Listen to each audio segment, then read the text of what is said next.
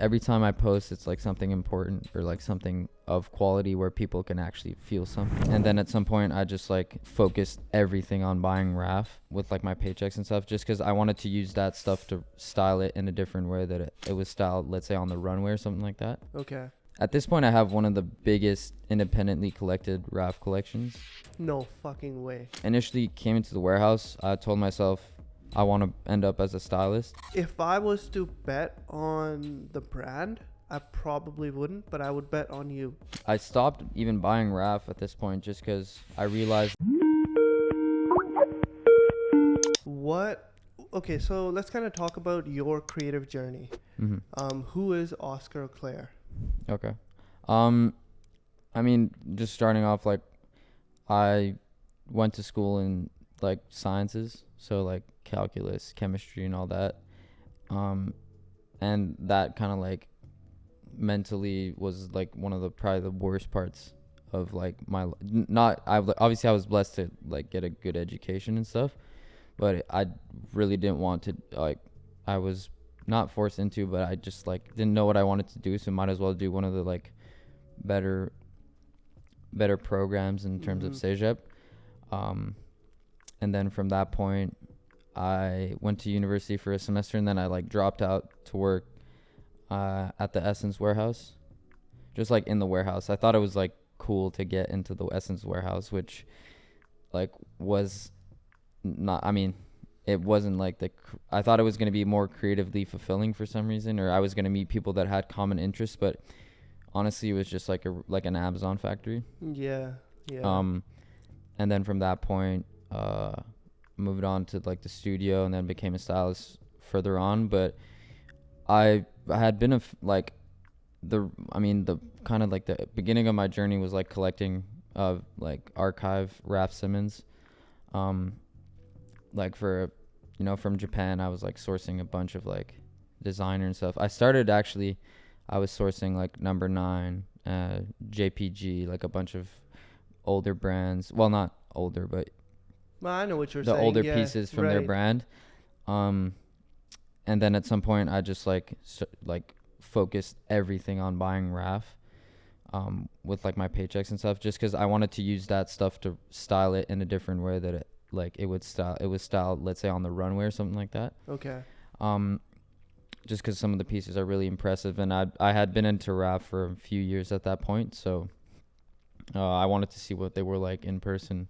So yeah, from collecting, I just started doing a bunch of styling with like the people I met at Essence. So I had my homie Bryant shoot like the first thing I ever, the first project I had with a few homies that wanted to model for me. And then from that point, I just kept doing shoots and try to put my name out there. Pardon me. So you went from warehouse to the studio as an assistant, and then I became a stylist and further then you on. became a stylist. Yeah. And that was your full-time gig? Pretty much, yeah. Pretty much? I dropped everything just to try to, like, when I initially came into the warehouse, I told myself I want to end up as a stylist. Yeah. So the fact that it happened, it was just like, it was fulfilling for me to like from the warehouse to become a stylist within like a year's period. Why do you think it happened? I mean, I think I just had to get in with the right people. Like getting into the studio, meeting all the stylists, getting to see their workflow, what it is of just like brand mixing, brand knowledge, like even the brands in there, like how they price stuff has to be mixed with things that are kind of in the same realm of pricing.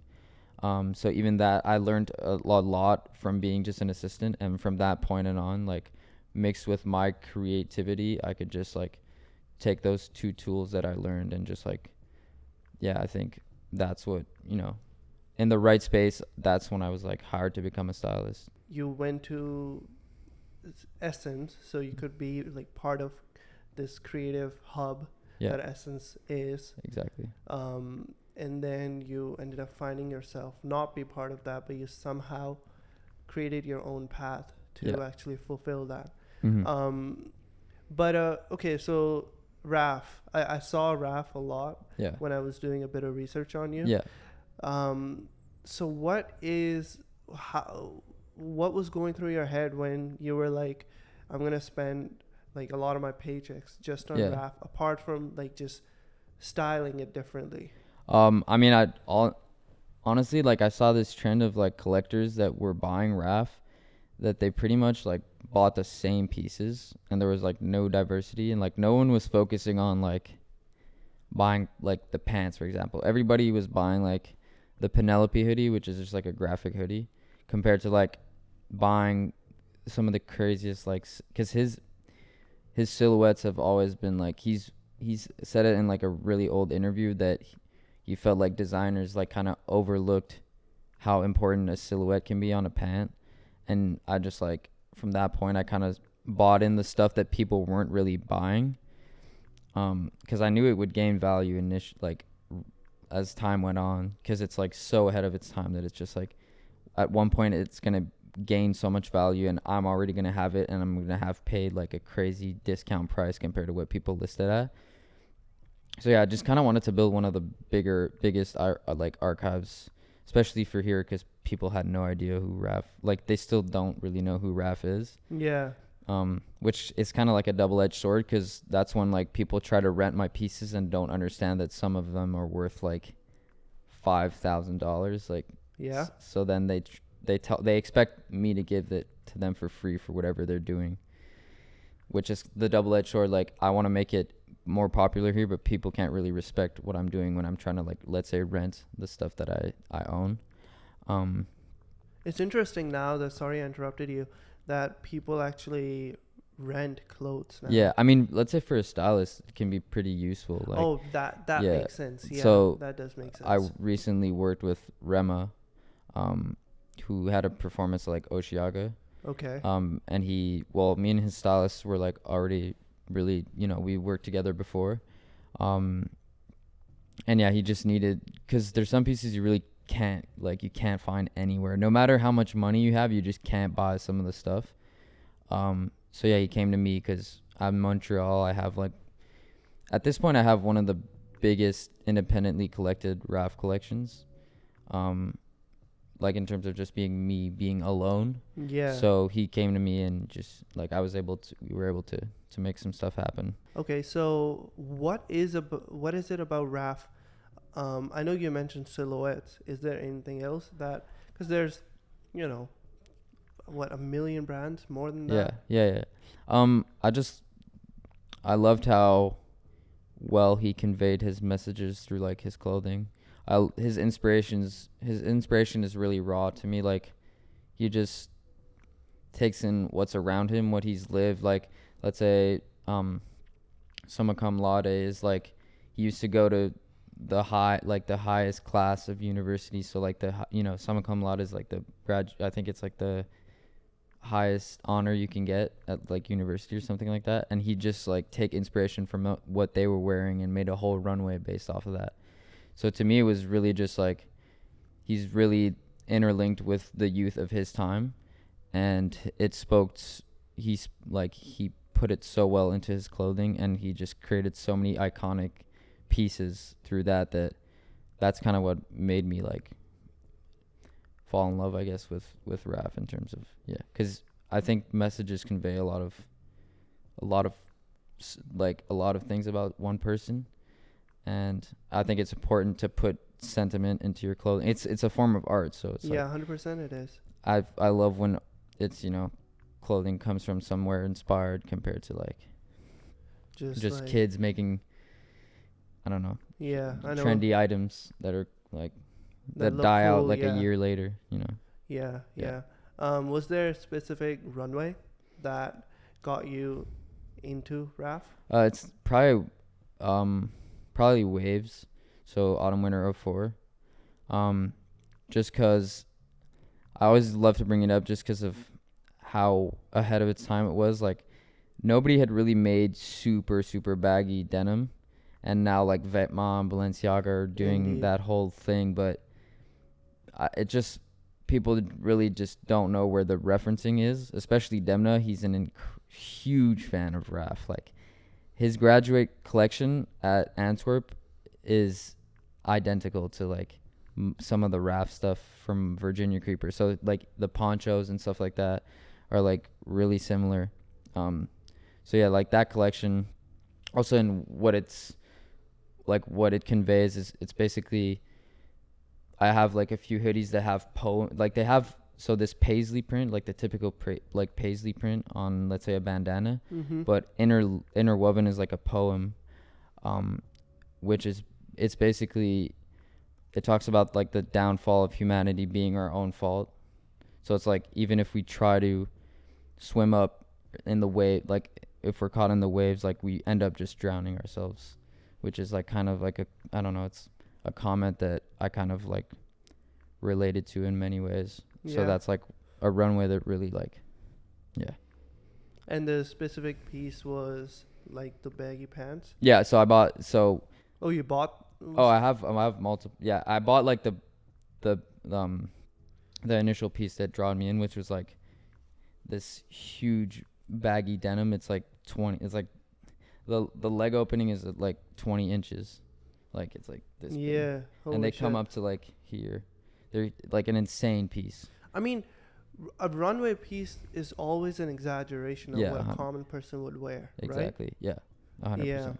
Because some people look at, and I used to be that person, would look at runway shows and be like, oh, you cannot wear this on a common, like, an average Joe cannot wear this. It's not for an average Joe, but it is. So companies, like fast fashion companies, basically replicate that shit so an average Joe can rock them. In a more wearable way, yeah. In a more wearable way. People always, I've been asked multiple times, like, when do you even wear them? I told them I don't. Like, to me, it's just having the, it's like the same thing as someone collecting like jukeboxes or like fucking antiques or cars. Exactly. Yeah. It's the same. It's a showpiece. Like, if I want to wear them for like a photo or something, like I can, but in terms of wearability, like I can never, it'd just be a pain in the ass to wear them like all the time. So yeah. Let's talk about, because now if we mention RAF, usually his retirement comes up. So talk about your creative headspace when you saw RAF retired.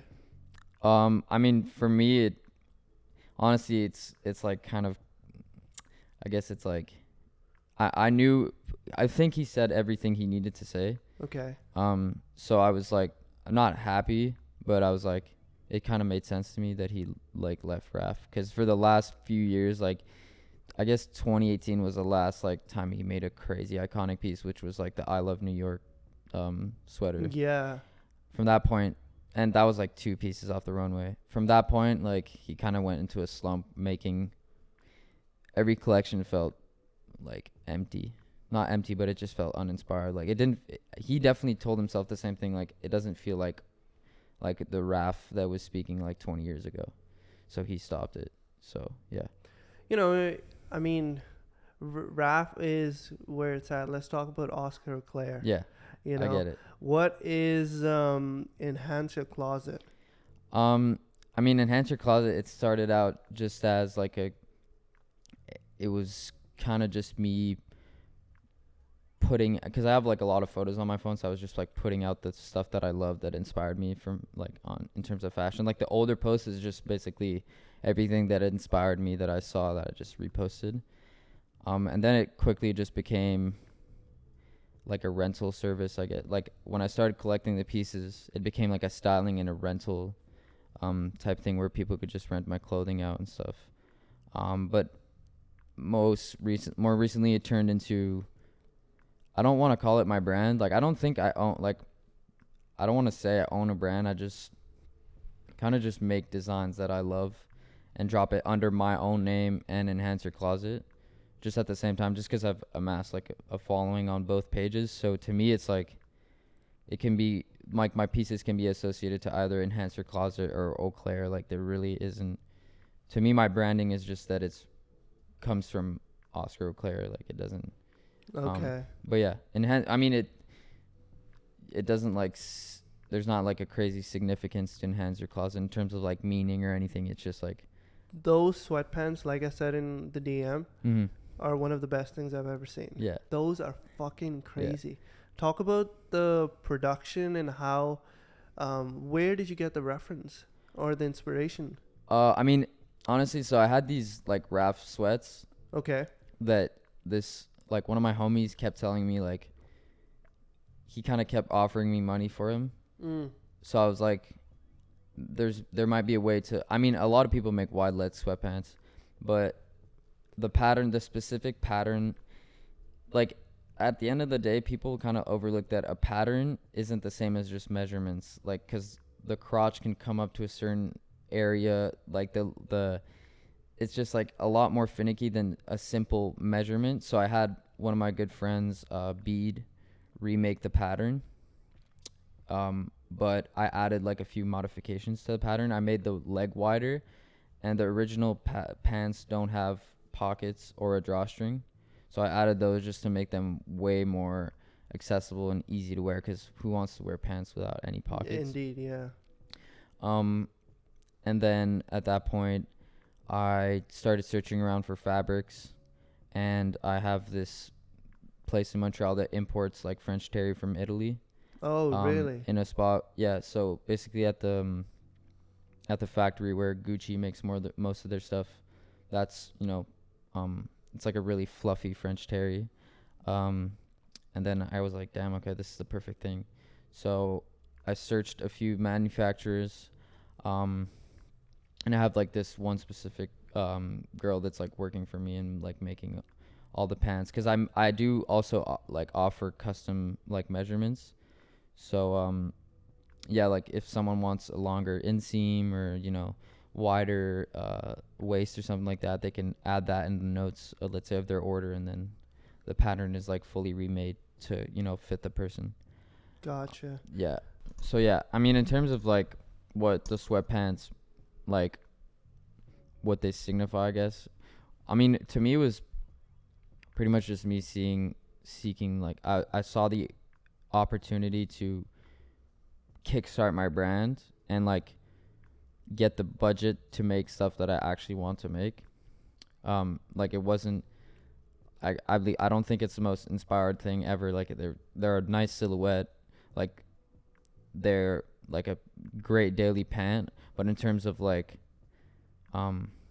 it kind of bummed me out because it didn't mean a lot, and it wasn't like the most original thing ever, but it still allows me to offer like something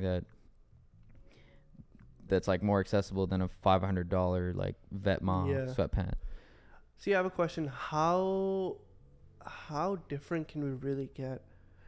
Because at the end of the day, I mean, they're really just sweatpants. You know what I'm saying? 100%. Yeah, in terms of sweatpants, you can't really go all over the place. You can add like logos and stuff, but for me, I didn't really want to contribute to like logo mania and stuff. Yeah. Like I have logos, but yeah. You got the RAF logos. Yeah, like yeah. So I didn't want to take my logo and put it all over the pants.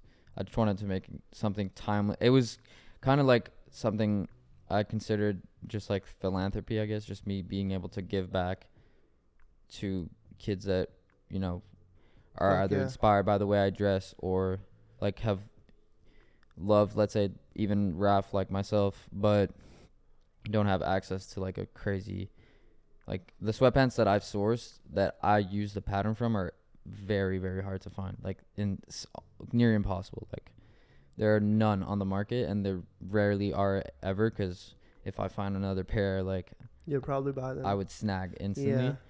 Yeah. So yeah, it's just like kind of me being able to give back. Not that I have like, not that everybody needs a pair of sweatpants, but to the kids that want a wide leg, unique sweatpant. So you kind of made something that you would have wanted to buy. 100%. That's cool. That's fucking cool. And then, because it's like, yeah, go ahead. Sorry. No, you go on. And then I added like the colors and shit, just because like I was the black, the gray, the cream. It's cool. The navy, but I would want one so bad. Yeah. Do you have any? Right now, I mean, I get a lot of orders that I kind of just made. They're all made to order, so Okay. I don't do mass production. Like I just kind of do every week. I send a new amount. They get sewn. I dye them. And with my fabric, I've gotten a lot of issues in the past just because since it's from Italy and it's imported in such big quantities, it gets held at the customs for so long because it comes over on boat, and they're huge rolls. Like, yeah. So I've been like sometimes I get into trouble with like, production.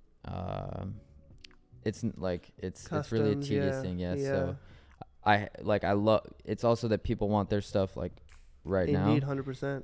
and I try to like, I try to make it.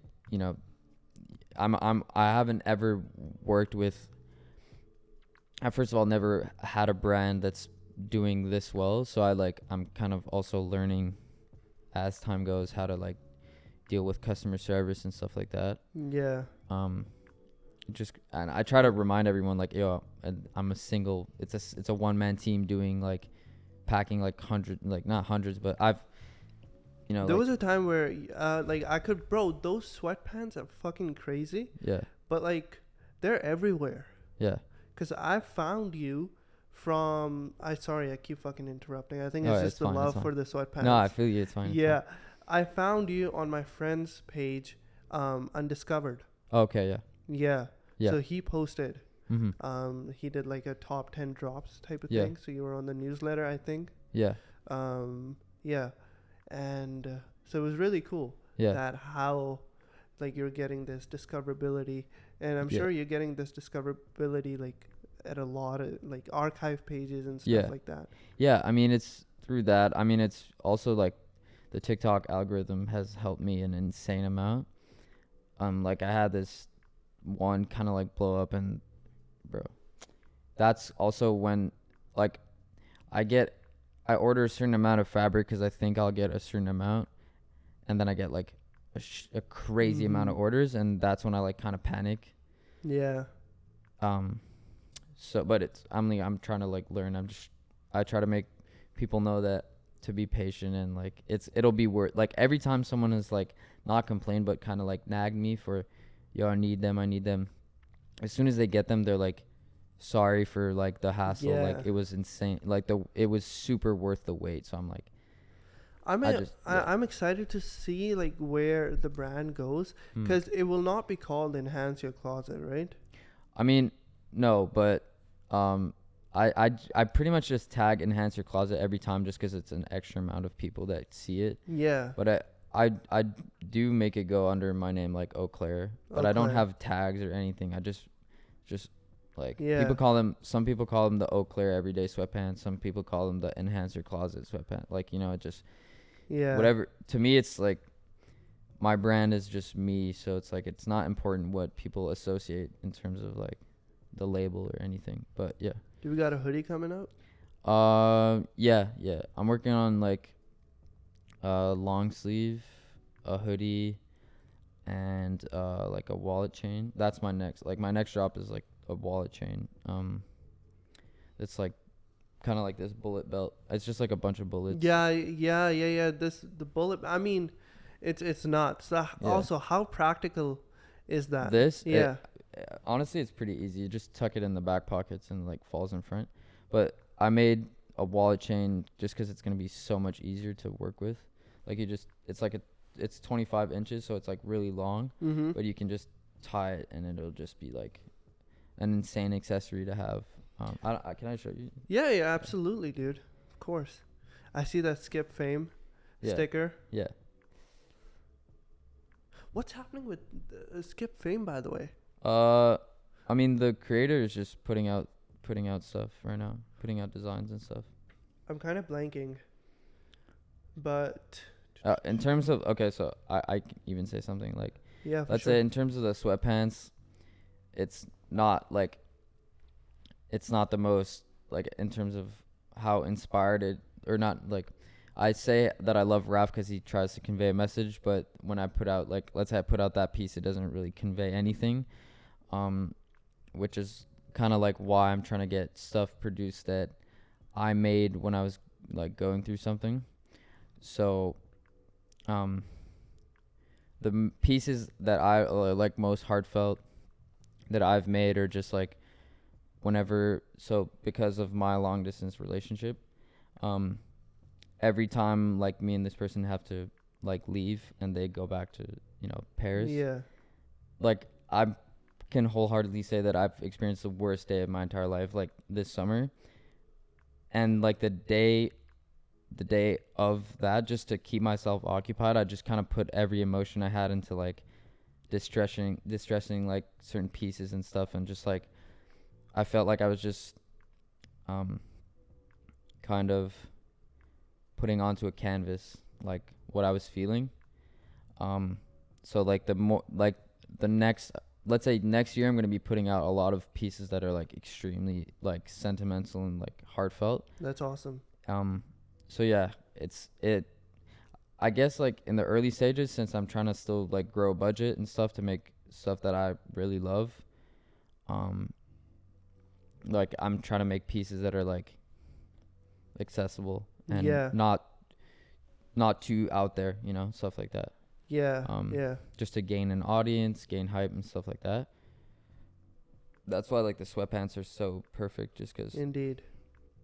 people are like, yo, these are crazy, and then they buy them, and then I can use that to just reinvest. Because I stopped even buying RAF at this point, just because I realized that the thing that brings me most joy is just like putting out my own ideas.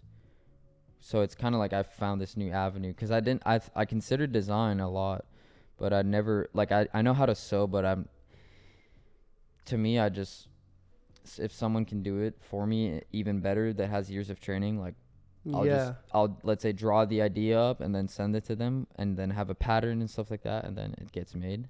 Yeah, I've kind of learned this the hard way, but I think you need to know a bit of pattern making, even as a designer. Yeah, 100%. And then you can outsource the rest out. Yeah. Like especially the production. Yeah, 100%. Yeah. Because I mean, you can't be like fucking sewing like 100 sweats. No way. Yeah, I wouldn't be able to. But I mean, this is fucking sick though. For you to be able to make something that you cannot find anywhere, and then sell it, and then fucking like so many people are asking you, including me, hey, like where are the fucking sweats? So 100%. That's really cool. Are you, I know you said that you're not like, because the sweats don't have a lot of like meaning, you're not, you probably don't. Are you proud of the work that you have done? 100%. That's like, sick. Materialistic to think about that. In fact, like I've how much I've brought in, like the numbers I've brought in, which I've never thought I'd ever bring in, like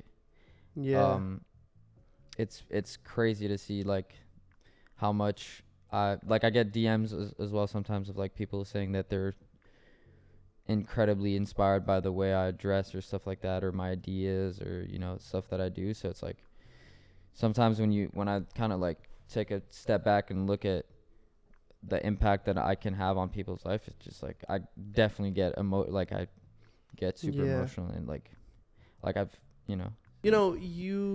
I mean, I'm so glad, like, first of all, you're turning something that's negative, like you being sad and all that, I guess. And I mean, this sounds like not cliche, but it sounds very like something that's like very easy, something on the surface, I guess. I don't even know if it sounds that's like a phrase.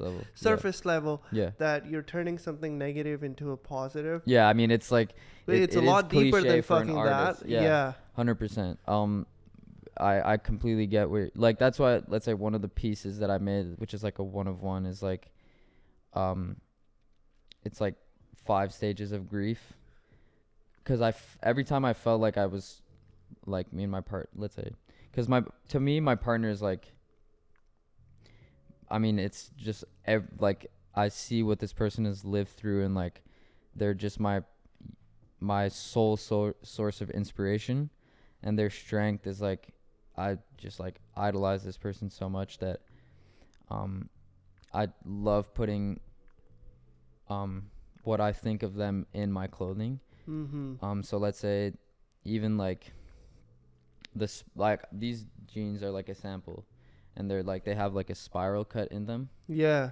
And it's kind of just like representative of like, even if I'm in a spiral with this person, something like beautiful can come out of it, I guess. That's fucking cool. And it's also like super inspired by the film Requiem for a Dream, which I is have like not just watched it. so it's basically these, it's like 4 different points of view of people struggling with like addiction, I guess. Okay. And they all like spiral downwards, and it's a really depressing film. It's like a really depressing and like anxious film. But it's, I guess, I mean, I was inspired by that just because like of the colors of the film and like how it made me felt, and I just thought it was like a film was like, I don't think everybody wants a good ending, but sometimes Yeah. like there is gonna be a bad ending. Yeah, that's unfortunately. So yeah, I just, from that point, let's say the 5 layers of grief were just like, every time I thought me and this person like left each other, I felt like I was losing someone. Because let's say with where she's situated and where I am, there's always this uncertainty of like when I'll be able to see this person again. So it's just like I'm left in like this void of like uncertainty. Like I don't know Yeah, how the long I have unknown. to wait to see my favorite person in the world. So it's like I go through a lot of emotions, and I just like put that in out. your art. Yeah, exactly. So Fuck let's say yeah. the grief shorts is just like me kind of feeling like like I lost someone, even though they're still there. You know what I mean? Yeah. So yeah. So, what does creative direction mean to you? I guess it's a bit of a change of topic. Yeah, 100%. It's creative direction is thrown around a lot. So I guess everybody has a different definition of what creative direction is, but to me, I say it's just like creating this kind of world, building up characters. Let's say in the styling, in the photography, you know, let's say in terms of research, you try to reference some shoots that have been done. The thing is, like, you can try to reference shoots, or you can try to just make something up that's never existed, but pretty much everything has been done, so it's hard to always like find something new. But yeah, it's just like planning out the photography, building a character, building a story for the shot sequences and stuff like that when you take photos. So yeah, let's say with Kyron, I've done a shoot which was we had him kind of like, there's like four characters, and then they're like going around in a circle, and at that time I felt like everybody was putting out like meaningless work, so I was kind of just like try to make a point that like good things take time, and to source the items that Kyron was wearing took like 2 years. No. So like, yeah, like it took me a long time to put the whole collection that I have. It took me a long time to put together. Well, not a long time, but it takes a lot of time and determination to make good product. Like, and yeah, that shoe was just like kind of just on the point that, you know, trying to make the point that like take your time when you're making art. Like you don't have to put out everything to get a couple likes on Instagram. Like, talk about that. What do you mean by? I mean, it's pretty yeah. It's pretty self-explanatory, but Mm-hmm. you know, you're saying that don't put like focus on the quality, right? Yeah. Wait, why is it that you believe in that? I mean, just in terms of let's say on social media, like it's you. I mean, let's say in terms of, I want to be seen as putting out like every time I post, it's like something important or like something of quality where people can actually feel something, like not feel, but just like be like, oh, that's cool. They can have like it opens up discussion or something like that. And Yeah. Um, I don't know. That's just like the Yeah, I way I see mean it. that makes sense. Yeah. It's the question that I asked is pretty self-explanatory Yeah. too. Let me see, what else do I have? And what is your thought process when you're styling people? So you're building characters, you're Mhm. building a world. Yeah. What else? What's going through your mind? Um, most of the time it's shape. Like Shapes? yeah, like so the way pants hit the shoe, or the way like something flares out, or like the way something's tucked. It's a very meticulous thing. So it's like I have, let's say with the sweatpants, when I shot the e-commerce, I had an exact idea in my head of how I wanted them to fall on the shoe every time. So when I was shooting, I was like self-styling myself, which was pretty hard, but like I got it like I was trying to make it super consistent, so like the shape of the pant looked identical in every shot. So yeah, like for me, silhouette, which is like thrown around a lot, especially on TikTok. Like people are like good proportions, good silhouette, blah Yeah. blah blah. But as a stylist, I feel like a lot of people that are even styling themselves are really overlooking on how like pants, especially pants. Like I have a really particular thing about pants themselves, but the way, or just in not even pants, but just in general, the shapes of the outfit is something I look a lot, like I take a lot of time looking at, just because I hate when something looks awkward, or there's this certain fold that just doesn't make sense, and it like kind of just fucks up the flow of the entire look. How the fuck are you 22 years old with this much knowledge? Like, what's I going on? don't think it's not. It's just like I just have this. It's super. I've never really been able to explain it in words. Let's say why this certain fold shouldn't be there in a look or something like that. But yeah, I don't know. I don't think I have like, for 22-year-old I have like the same amount of, well, maybe not, but yeah. Also, at what age did you start looking into fashion, and especially runways? Runways, probably like in Sejep, like on and off. So like when I was like 17, 18. So that's like 5 years ago. Yeah. Hasn't been like runways specifically. Fashion, I've been like wearing Supreme since I was like 14 or 15. Supreme. Yeah, that's when I got into it. Yeah, Supreme for sure. When the whole hype beast thing was going on. Yeah, exactly. Yeezys, all that resale biz. Like I was trying to do you were the same. reselling? No, I wasn't reselling, because in Canada it's like, unless you have Yeah. back doors and stuff, it's like impossible to get. Did you try? I tried to get a couple BOGOs at a few times, but even at that point I didn't have enough money. Like I didn't really work a job. I was 14, so Indeed, yeah. I had to just go based on, I tried to get pieces sometimes and try to flip them, but customs and everything, a box logo comes out at like $400 or $500. Yeah. So reselling it and stuff was really, really, really tough. Yeah, we can't be asking our parents for like No, a $500 Facts. hoodie. Yeah, especially, yeah, no, it's hard to, one of the most challenging things is telling your parents that you can make something out of fashion or just any industry of art, just because it's like so unsure. It's unsure, 100%. So it's so gratifying. Like this year has 100% been the best year of my Fuck life, yeah. just because I achieved things that I didn't even know were possible.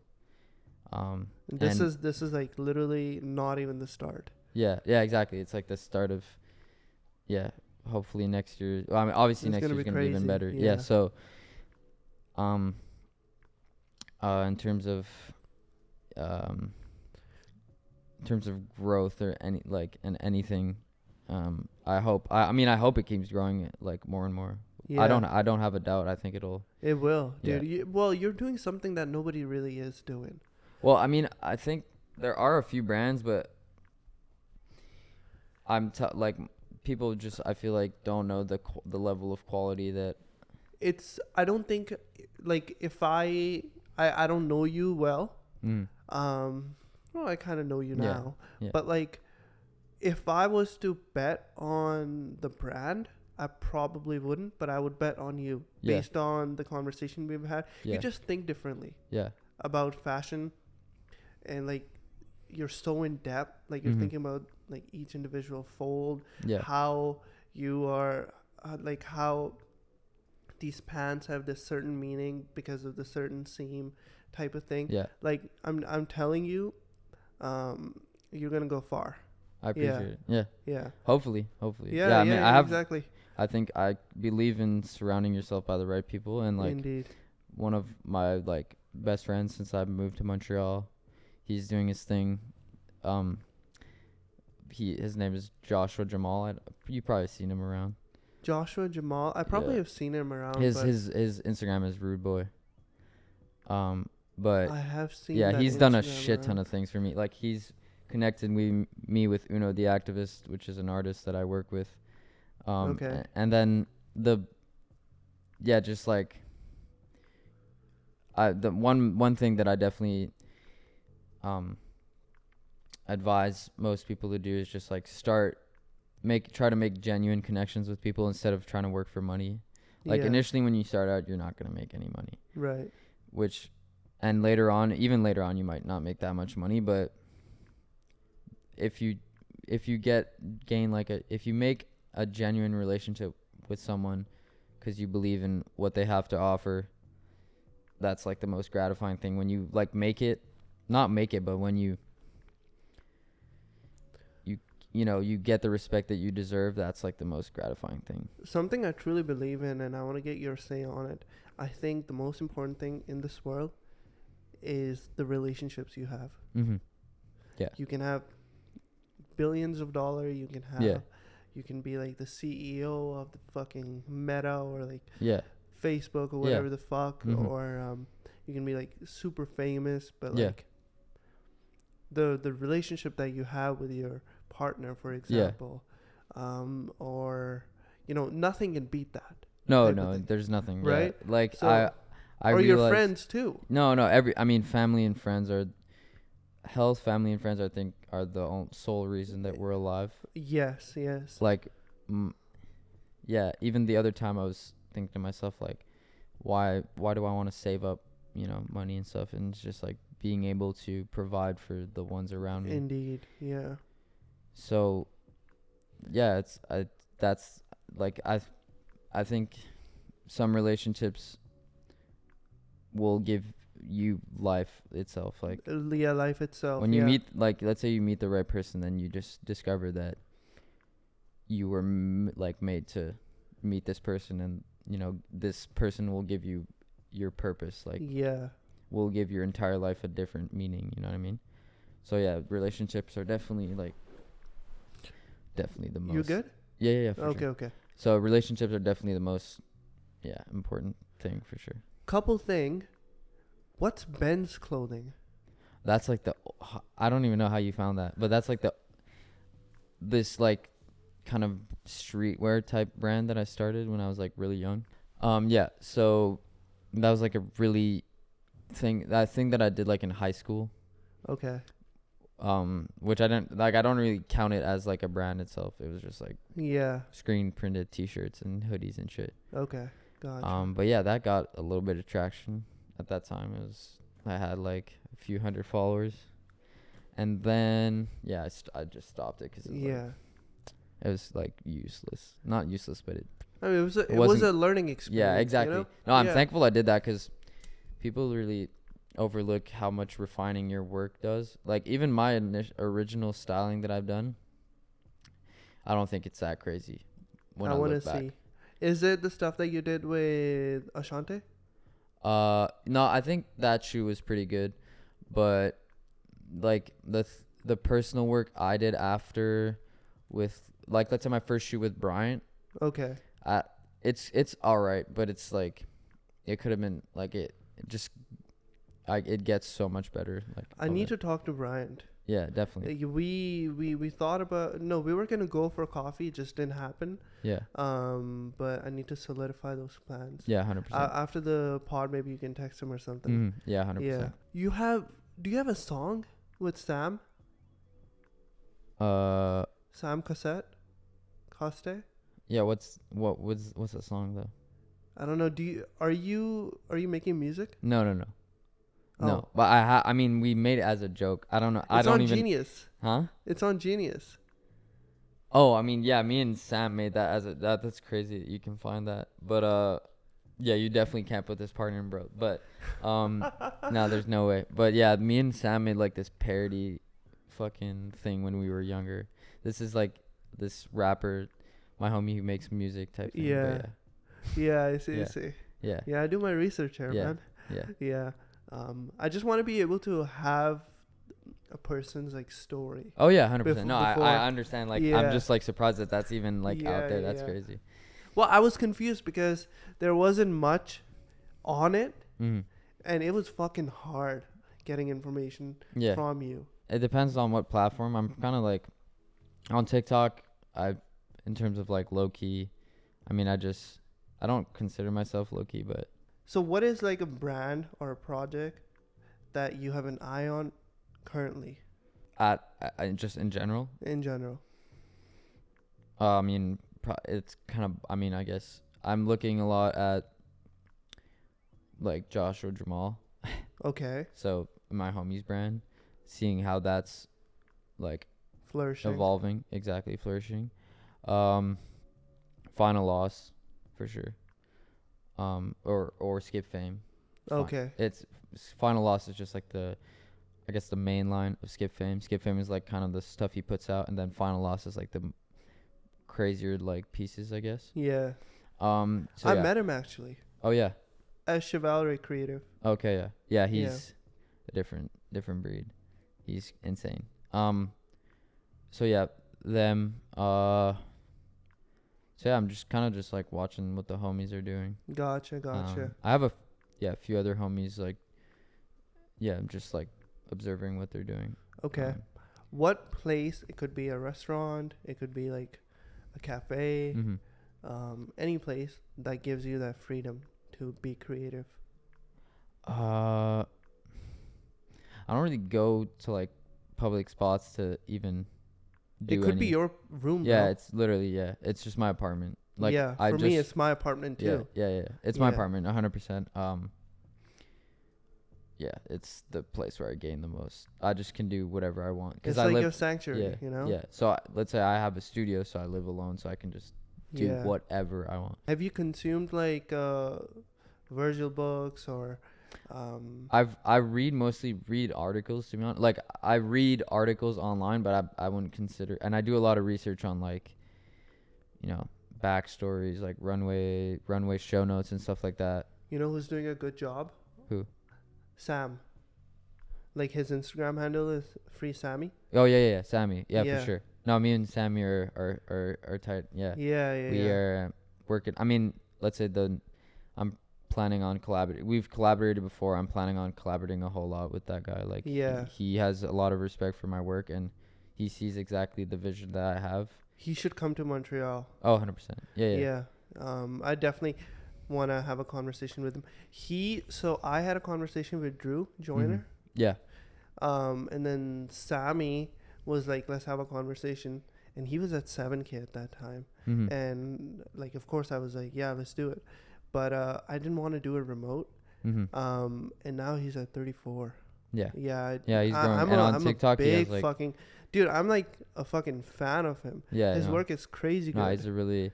And his work ethic is good too. Yeah. His work ethic is what makes him shine. Yeah. But I mean, it's like I've talked to him about this a lot too. It's like just like the hatred that, because on TikTok it's so anonymous that you can talk so much shit. Oh, I know. Whereas on Instagram, you usually have a personal Instagram and you can't talk shit. Yeah. So it's like people gain a lot of fans or just like a lot of engagement because of hate comments. So yeah. let's say for most of the videos I do, like, I guess people really love my fits, but I never get that. I never get those, like, I do get a few, but there's some videos that are like 1 million views, but it's like all toxic comments. Yeah. Which is like a bad thing, I guess, but sometimes it really helps with traction and putting that video out there and making it like go crazy. Yeah. What are you sitting at right now? On TikTok, I have like 7,000. It's not insane, but Yeah, but you're consistently like your videos are not, because for example, when I'm posting, I'm getting like 250 views. Mm-hmm. So you like your engagement is pretty high. Yeah. On TikTok. Yeah. Yeah, my engagement on TikTok, yeah, it's I try to like kind of dodge the shadow ban. Mm-hmm.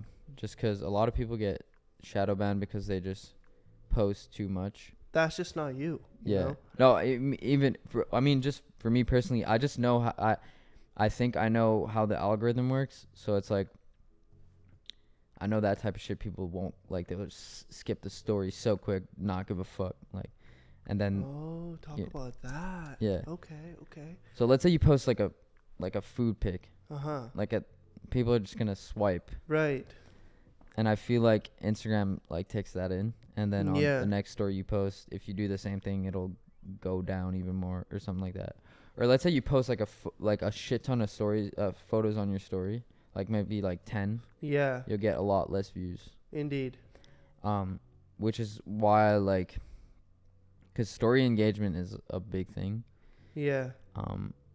And I mean post and story engagement is a big thing. That's why I try to like kind of keep it scarce and like build up the posts like super, high up, like make good content, like take good photos that I think are cool. Yeah. And then post them, at the right time. Mm-hmm.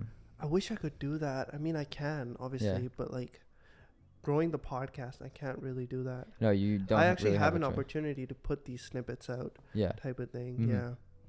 Yeah. No, the snippets is fire. Like I think it's the best way to get the podcast out there. Yeah. For you, it's like a different grind. Like Yeah, for me, 100%. it's I can afford to take the time to build up a whole shoot, Yeah. put it out there. With you, you're trying to gain as much traction and engagement. Exactly. So, and your only way is not like, it's just to put out good snippets. Exactly. And then rely on the algorithm to bring people in. No, I agree. Yeah. I agree. Just honestly, also having good conversations. Mhm. Is there something? It could be like a furniture piece, could be a garment, it could be anything that you something materialistic that you want to own. Shit, that's a crazy one. It could be a car or no? Mm-hmm. Okay, it's a car. It could be a car. It could be. I don't even think it'd be a car. I don't even know why I'd ask. But Well, we can just do something that you're trying to own next year. I mean, for now, like my grail is like so I have like this RAF Simmons Virginia Creeper camo hoodie. I have one colorway, but I want the other colorway, I guess, just to like complete the set. Okay, what is the other colorway? It's like so I have like a grayish, it's like gray white camo, and it's like a brown beige camo, the other one. Oh, okay. But they're like fucking impossible to get. Yeah. Yeah. So I'll wait, but I'll find it on. How many quantities do you think RAF was doing? I actually talked to someone that was buying the stuff like back in the day when it came out, literally like the year of. Yeah.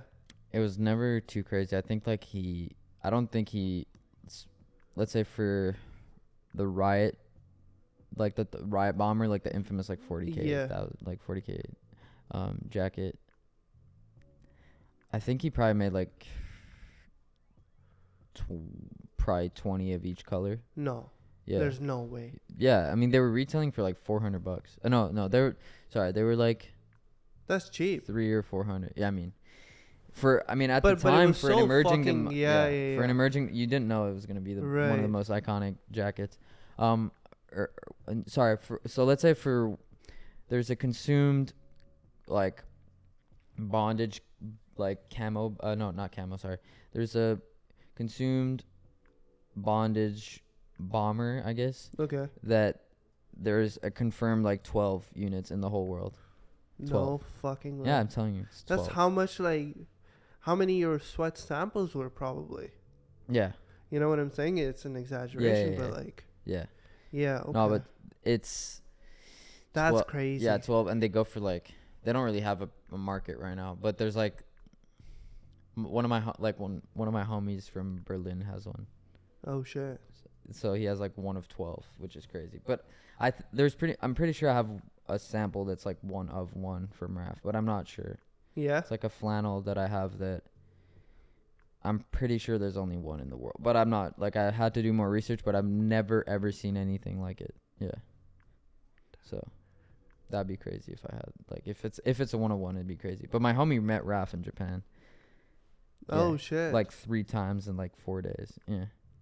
Well, they were just on the same block. Yeah, so Raf was just going to this. So it's actually crazy. This is a good story that I can Okay. actually tell. Yeah. Fuck yeah. So Raf himself actually seeks out to buy his own pieces because he doesn't have them anymore.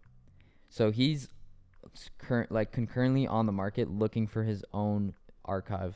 Like he doesn't have some of his pieces and he's trying to buy them. Like he tried to buy my homie's hoodie off of his back. No way. Swear to God. Yeah. Yo. It's a crazy, like That's not many insane. people, like if you put this out, yeah. So he himself is still looking on the market to buy his own stuff, which is crazy. I'm surprised he doesn't have like another Person. a full archive of his own stuff. Like he actually, I mean, I kind of understand like he was like an emerging designer. Yeah. So he was probably like, oh, this'll never be the crazy most iconic thing ever. Like how can you know? And then he just sold his last one because he wanted the money. And then, shit, he can't find another one because he didn't keep an extra one for himself. So now he's like, he was at the store trying to buy his own fucking like clothing. That's Yeah. insane. Yeah. Yeah. How did you know like a lot of RAF stuff? Because you ended up buying like pretty early. So I mean, how did you know like this is something that's gonna?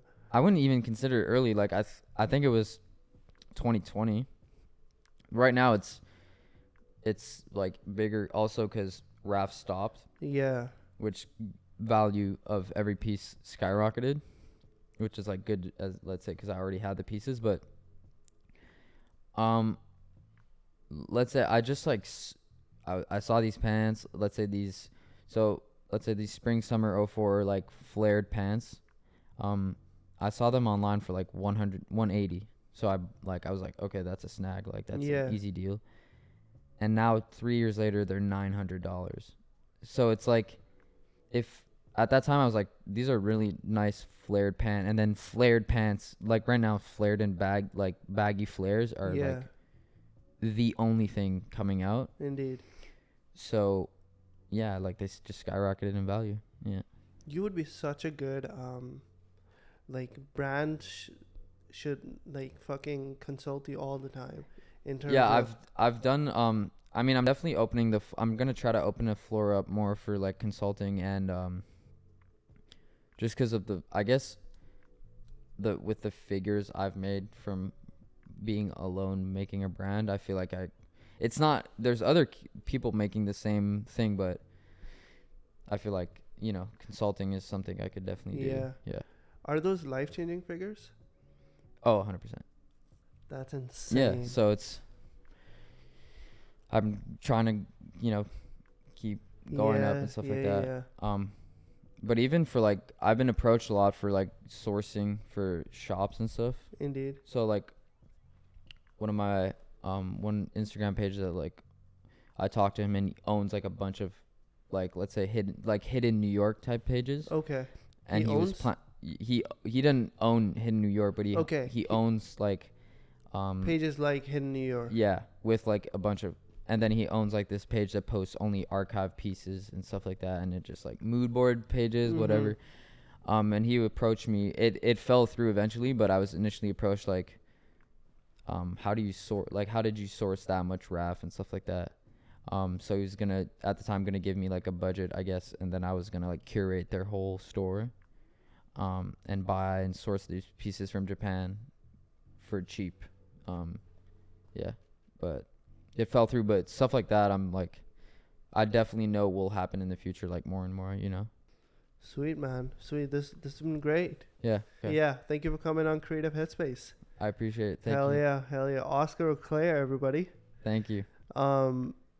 Oscar, how can other creatives have a conversation with you? Just through the Instagram. Probably the best way, just on my personal account at O'Clair.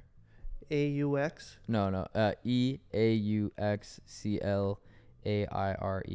Fuck yeah. Yeah. Fuck yeah. This has been great. Thank you. It's been awesome. Yep. Yeah. Anybody else you think I should have a conversation with? My homie Josh. Josh. Yeah, my homie Pecoy. His name is Frequency Hopper. Oh, dude, I've seen that page around. Yeah. Or the account around. Yeah, my homie Austin Banks. Bro, you're friends with Austin? Yeah. Fuck yeah, Yeah, Austin no. C. Banks. He is. I feel like he's a little bit. He might be even more low key than I am in terms of like popping out personally, but he's definitely a he's a genius for sure. Yeah. My homie Tane. He's like been popping on TikTok a lot. Who else? You know Nat Faniel? He is a buyer at Essence. Yeah, right. He's a DJ too. Yeah. He's lit too. Yeah. I was hanging out. Well, I was at the. Did you go to the GGG event? Yeah. Yeah. Oh, you did. Yeah, I was I there. went so late. Okay. Yeah. Oh, I didn't go to the party. No, I didn't go either. I left before the party. Yeah. Wait, hold on. How did I not see you? How late did you go? I feel like were you talking to John? Yes. Bro, I think I was right next to you. No way. Yeah, with Kyron. That's so funny. That's crazy. John is also someone you'd probably want to bring on the podcast. Yeah. John Skeena is hard, man. Yeah, Skeena is fire as fuck. So John is someone. But Kyron, I'm gonna hopefully in December. Yeah. I think Josh, his shit needs to be heard. Like, that's like, since I moved to Montreal, he's the only one who's like truly like put me on and had me like I went to LA this year because of Josh, because Uno, like the artist I work with, like he wanted to, we wanted to do a bunch of stuff together, work, design, stuff like that. So he like flew me out to LA to work with him. So yeah, just like, and the perspective change that I had since I worked with Uno, just in terms of famous people with like 500K, a million followers are normal humans, which I knew it was before, but then I saw it firsthand, and like you realize that reaching these people is like accessible. Yeah. Like personally, if I try to reach, let's say, fucking Kanye West, with the connections I've built, there's a way to get to Kanye West. Hell yeah. You need just to surround yourself with the right people, and that's why I'm telling you that like Josh is like, he's just genuine dude. He's a genius in styling, like design, a lot of stuff. So yeah, you should definitely have him on. Well, your friend is my friend, man. Exactly. Yeah. Share his account with me. Yeah. And then So okay. we'll kind of go from there. Perfect. But hell yeah, awesome, man. It's been great. Fuck yeah. Thank you.